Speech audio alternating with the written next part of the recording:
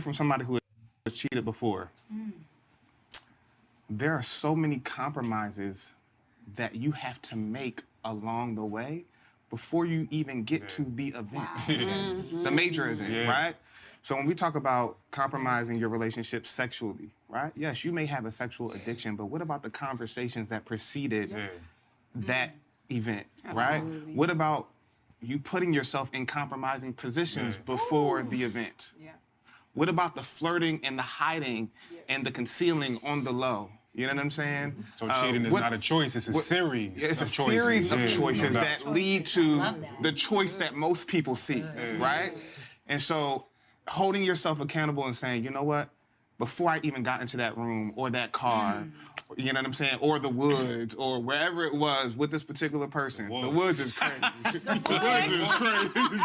The woods is crazy. And we're in the wilderness. Sticks and leaves is wild. That's insane. Yeah. But before I got into the woods, chick. not me, sis. Not me, sis. Wild shit. But before I got there, I compromised in so many ways emotionally before I even ended up in that position. That's true. Right? So we got to take accountability. And I think, at least as far as the male perspective of it, if we talking cheating, we normally talking about monogamous relationships. Of course, it can happen to others as well, but I feel like men haven't been sold the benefit of monogamy.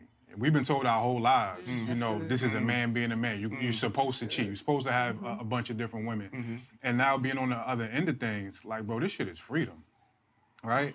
To be able to, I always use this analogy, a man could walk down a New York City block, you know how big those blocks is, how many people you're gonna see. And we may see, you know, 100 women, think 80 is attractive, right? And 20 of them got whatever je ne sais quoi that will make us wanna talk to them.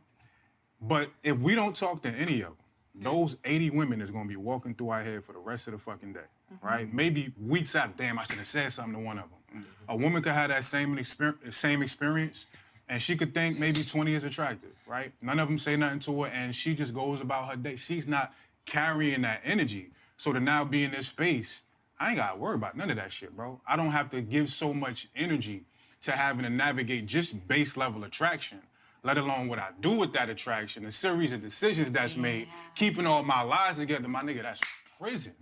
And a lot of times we don't get sold that bill of health when it comes to monogamy as opposed to juggling all these women, which turns into the cheating.